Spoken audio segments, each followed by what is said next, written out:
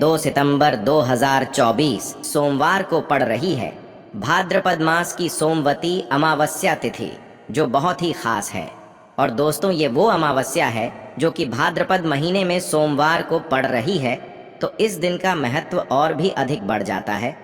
दोस्तों, इसी दिन किया जाने वाला पंडित जी द्वारा बताया गया एक लाल फूल और एक सफ़ेद फूल वाला उपाय आप लोगों को जरूर करना चाहिए, क्योंकि दोस्तों ये एक ऐसा उपाय है जो कि हर दिन नहीं किया जाता। भाद्रपद महीने में जो अमावस्या आती है उसी दिन किया जाता है। अगर आप लोगों ने इस उपाय को नहीं किया है या किसी कारणवश नहीं कर पाए हो, तो इस सोमवार अमावस्या के दिन इस उपाय से मत चूकना दोस्तों। देखिए, ये दिन इतना खास होता है, इतना महत्वपूर्ण होता है, देखा गया है कभी कभी बड़े बड़े पूजा पाठ अनुष्ठान से जो मनोकामना पूर्ण नहीं होती है, वह सोमवती अमावस्या के दिन एक छोटे से उपाय करने से ही आपकी मनोकामना पूर्ण हो जाती है।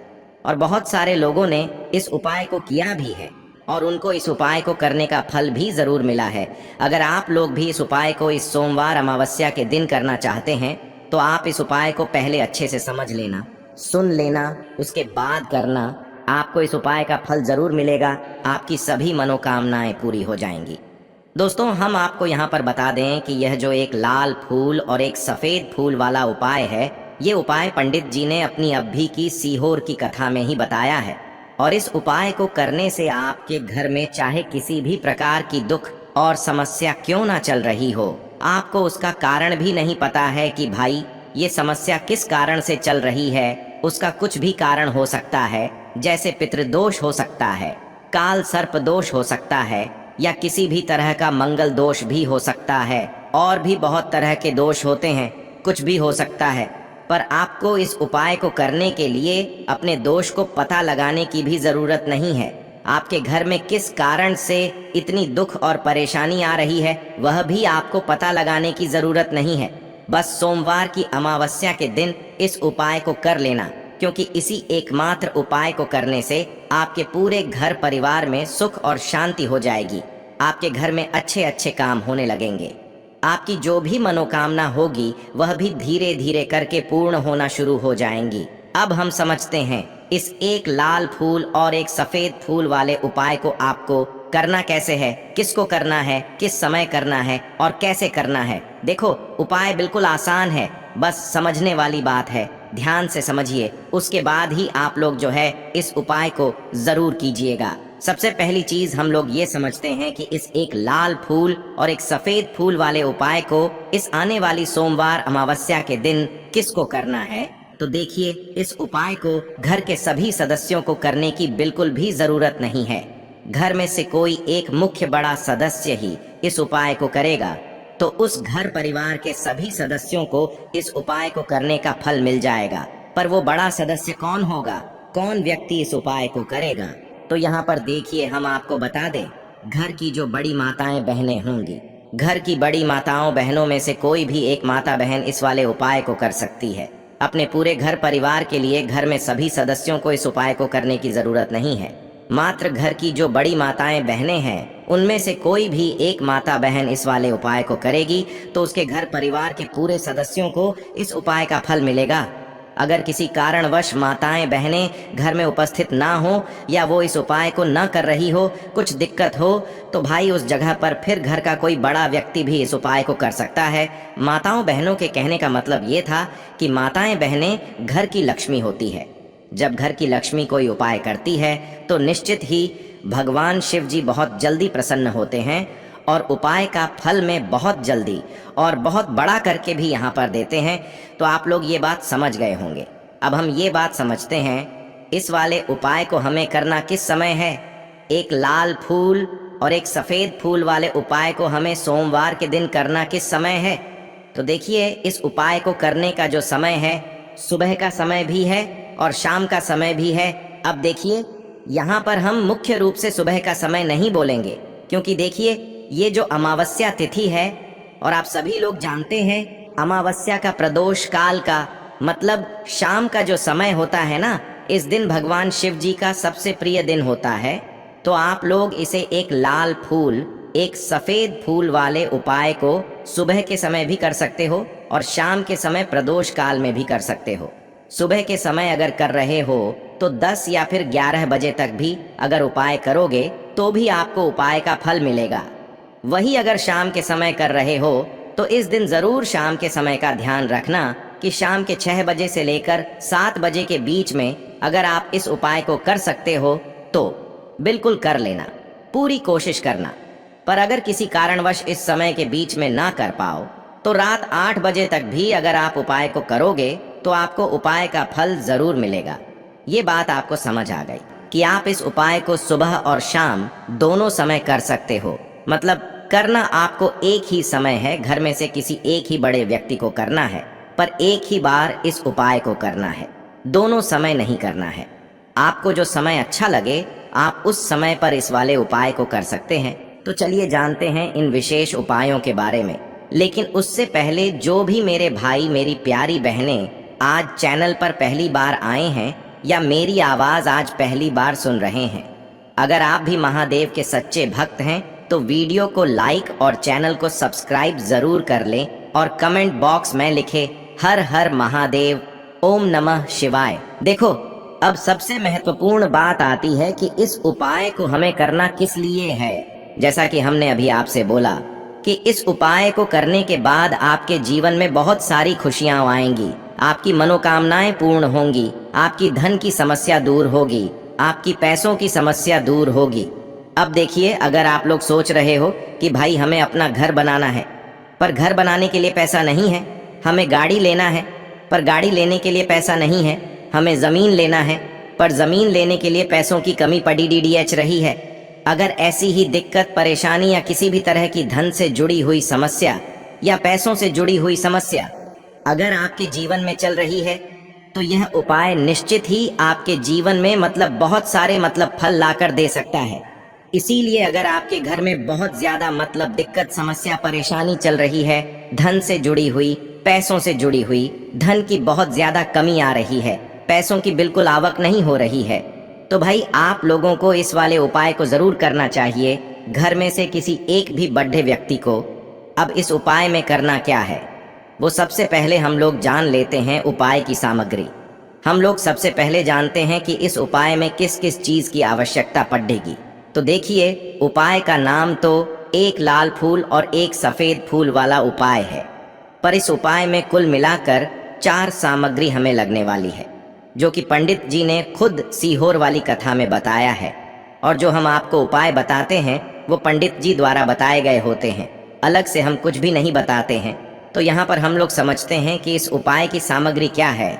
तो देखो, उपाय की जो सामग्री है वो 4 सामग्री है, जिसमें से सबसे पहली सामग्री है एक बेलपत्र। देखो, बेलपत्र क्या होती है?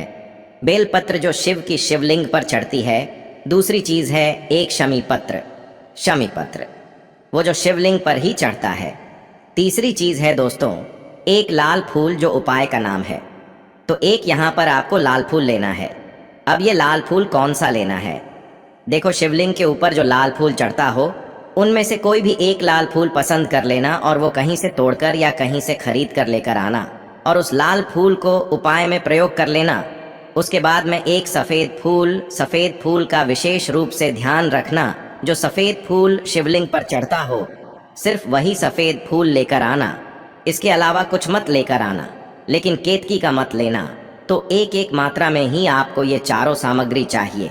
एक बेलपत्र, एक शमी पत्र, एक लाल फूल और एक सफेद फूल। ये चारों सामग्री आप लोग तैयार करके रख ले। प्रदोष काल में या सुबह के समय जब भी आप इस उपाय को कर रहे हैं, जैसे ही आपके उपाय की सामग्री तैयार हो जाती है तो क्या हम सीधा उपाय को करने के लिए इन चारों सामग्री को लेकर उपाय करने के लिए जा सकते हैं? नहीं, तो यहाँ पर आपको इस बात का ध्यान रखना है कि हम भगवान शिव जी को प्रसन्न करने के लिए तो जा रहे हैं, हम अपनी मनोकामना को पूर्ण करवाने के लिए तो जा रहे हैं, पर हमें ये दर्शाना बिल्कुल भी नहीं है कि हम सिर्फ अपने फायदे के लिए भगवान शिव जी के मंदिर में आए हैं। इसलिए हम इस उपाय को करने के साथ साथ में भगवान शिव जी की पूजन अर्चना के लिए कुछ सामग्री भी जरूर लेकर जाएंगे। जैसे कि सुबह के समय अगर आप उपाय को कर रहे हो, इस एक लाल फूल और एक सफेद फूल वाले उपाय को तो भाई सुबह के समय आपको 1 लोटा जल लेकर जाना है।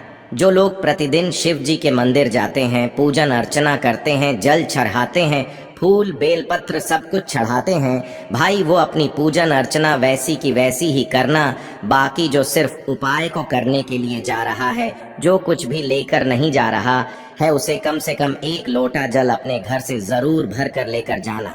अगर आप उपाय को कर रहे हो, है ना, क्योंकि इस वाले उपाय को आप भगवान शिव जी की पूजन अर्चना करने के बाद ही करना।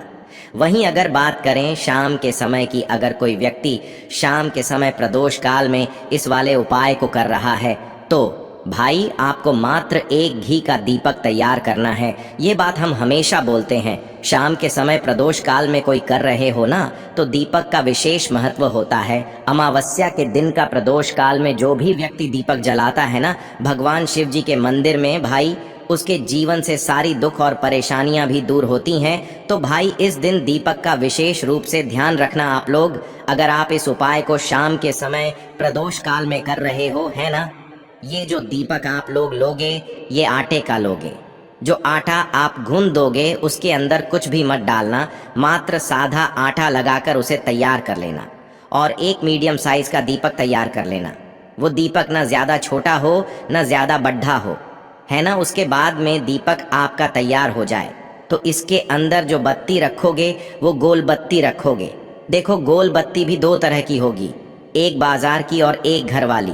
तो कोशिश करना अपने घर में जो रुई रखी हुई है उस रुई से आप लोग 1 गोल बत्ती अपने ही हाथों से बनाओ। उपाय का फल अच्छा मिलता है। भगवान शिव जी जल्दी प्रसन्न होते हैं।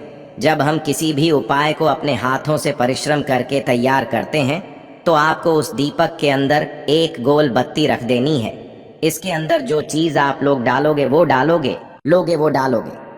शुद्ध देसी गाय का घी, इस बात का विशेष रूप से ध्यान रखना, शुद्ध देसी गाय का घी ही डालना है, तेल वगैरह नहीं। आज के दिन तो मत डालना, अमावस्या के दिन, क्योंकि भगवान शिव जी का सबसे प्रिय दिन और प्रिय समय पर हम लोग इस वाले उपाय को कर रहे हैं। तो थोड़ा सा शुद्ध देसी गाय का घी इतना डालना कि वो दीपक कुछ समय तक चल सके ना। बाजार वाला मिलावटी घी डालना, न भैंस का घी डालना। शुद्ध देसी गाय का घी आपको ढूंढने में थोड़ी मतलब मेहनत लगेगी और महंगा भी मिलेगा, पर गाय के घी से भगवान शिव जी प्रसन्न होते हैं और उसी शुद्ध देसी गाय की घी से घर में बरकत भी बनी रहती है और हमारे घर में सुख शांति भी बनी रहती है।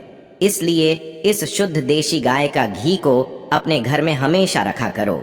वो भगवान शिव जी के कार्यों में भी उपयोग में आता है और उपायों में भी हम लोग प्रयोग कर सकते हैं। तो यहाँ पर आपकी सारी तैयारियां हो चुकी हैं। उपाय को करते समय शुद्धता का विशेष रूप से ध्यान रखिएगा। सुबह कर रहे हो तो भाई सुबह तो आपको स्नान करना ही करना है। बाकी शाम को कर रहे हो तो शाम को मात्र हाथ मुंह धोकर भी आप लोग इस वाले उपाय को कर सकते हो। कोई दिक्कत वाली बात नहीं है भाई। उपाय की पूरी सामग्री तैयार करके और पूजन सामग्री लेकर आपको भगवान शिव जी के मंदिर पहुंचना है, जो आपके घर के पास में हो, जहां पर शिवलिंग विराजित हो, शिवालय हो, वहां पर आप लोगों को पहुंचना है। और जैसे ही आप भगवान शिव जी के मंदिर में पहुंचते हो, वहां जाकर ही उपाय शुरू नहीं करना है। पहले आपको भगवान शिव जी की पूजन अर्चना करना है। पूजन अर्चना कैसे करोगे? सुबह के समय गए हो तो 1 लोटा जल वगैरह जो भी पूजन सामग्री लेकर गए हो, उससे पहले पूजन सामग्री आप लोग मतलब पूजन भगवान शिव जी की कर लो। जो व्यक्ति सिर्फ 1 लोटा जल लेकर गए हैं वो शिव जी की शिवलिंग पर मात्र 1 लोटा जल एक धारा से धीरे धीरे करके चढ़ा लो, है ना। अपनी पूजन अर्चना आप लोग जो हैं पूरी कर लो पहले। उसी के बाद अगर आप शाम के समय कर रहे हो तो पहले जाकर बैठना है भगवान शिव जी के शिवलिंग के पास में। आप जो दीपक तैयार करके लेकर आए हो उस दीपक को पहले जलाना है। ये जो दीपक आप लोग जलाओगे ना, ये किसी और की माचिस से मत जलाना, अपनी ही माचिस अपने ही घर से लेकर आना और इस दीपक को अपने ही माचिस से जलाना। अगर आपने मंदिर की माचिस या किसी और की माचिस ले ली, इस उपाय को करने में इस उपाय का फल उस व्यक्ति को भी थोड़ा बहुत मिल जाएगा। इस बात का ध्यान रखना, अपने घर से अपनी ही माचिस लेकर जाना और इस दीपक को जलाना। दीपक को जलाने के बाद भगवान शिव जी की शिवलिंग के पास में रख देना। शिवलिंग के इतना पास में मत रखना कि भगवान शिव जी को आंच लगे, थोड़ी सी दूरी बनाकर ही जो है इस दीपक को शिवलिंग के पास में आप लोग रख दीजिएगा। अब जैसे ही आपकी पूजन अर्चना हो जाती है, भगवान शिव जी के शिवलिंग के सामने या आसपास कहीं पर भी बैठ जाइए उपाय को करने के लिए। और उपाय को करने से पहले आप लोग अपनी वह चारों पूजन सामग्री निकाल लीजिए। उपाय की जो सामग्री है वो निकाल लीजिए और भगवान शिव जी के शिवलिंग के ऊपर एक माता अशोक सुंदरी जी का स्थान देख लीजिए। माता अशोक सुंदर जी का जो स्थान होता है वो जलाधारी के ऊपर होता है, जलाधारी के बिल्कुल बीचों बीच में होता है। आप लोगों ने देखा भी होगा शिवलिंग की जलाधारी होती है। जलाधारी के बिल्कुल बीचों बीच का जो स्थान होगा वो माता अशोक सुंदर जी का स्थान होगा, क्योंकि यहीं पर हमें ये जो है उपाय को करना है। सबसे पहली चीज, अब हम उपाय को करना शुरू करते हैं। आप सबसे पहले अपनी एक बेलपत्र उठा लो। एक बेलपत्र को आपको माता अशोक सुंदरी जी वाले स्थान पर सबसे पहले समर्पित करना है। बेलपत्र की डंडी का मुख होगा जलाधारी की तरफ, जहां से जल बहता है और नीचे गिरता है, और बीच वाली बड्डी पत्ती का मुख मतलब शिवलिंग की तरफ होगा। इस तरीके से आपको इस बेल पत्र को माता अशोक सुंदरी जी वाले स्थान पर समर्पित कर देना है। उसके बाद में अपनी एक शमी पत्र उठा लो जो आप उपाय के लिए लेकर आए हुए हो। शमी पत्र को उठाकर शमी पत्र की भी जो डंडी का भाग होगा वो जलाधारी की तरफ करके, जहां से जल बहता है नीचे गिरता है उस तरफ करके, और पत्ती वाला भाग शिवलिंग की तरफ करके इस शमी पत्र को भी उस बेल पत्र के ऊपर आपको समर्पित कर देना है। समर्पित करने के बाद अब आप ले लो अपना एक लाल फूल जो आप उपाय को करने के लिए लेकर आए हुए हो। इस लाल फूल का जो खिला हुआ भाग होगा, चाहे वो गुलाब का फूल हो, चाहे कोई सा फूल जो शिवलिंग पर चढ़ता हो, भाई उस फूल का जो खिला हुआ भाग होगा वो शिवलिंग की तरफ होगा।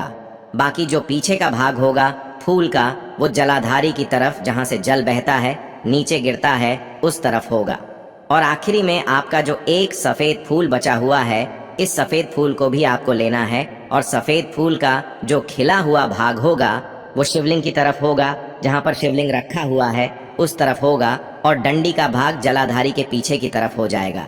मतलब जो जहां से जल बहता है और नीचे गिरता है, जब आप लोग एक बेलपत्र, एक शमी पत्र और एक लाल फूल, एक सफेद फूल चढ़ा रहे हो, तो उस समय आप लोगों को कांता भगवान या कांता चक्र का नाम लेते हुए ही जो है इस उपाय को करना है, और भगवान शिव जी और नारायण जी का स्मरण करते हुए ही इस उपाय को आपको करना है। तो जब भी आप एक बेल पत्र, एक शमी पत्र, एक लाल फूल और एक कमी हो रही है, जो भी दुख और समस्या परेशानी चल रही हो, आपको अपनी वह दुख और परेशानी जो है भगवान शिव जी से उपाय को पूरा करने के बाद वहीं पर पास में बैठकर बोल देना है। हाथ जोड़ के आंखें बंद करके अपनी परेशानी और श्री शिवाय नमस्तुभ्यम का जाप करना है।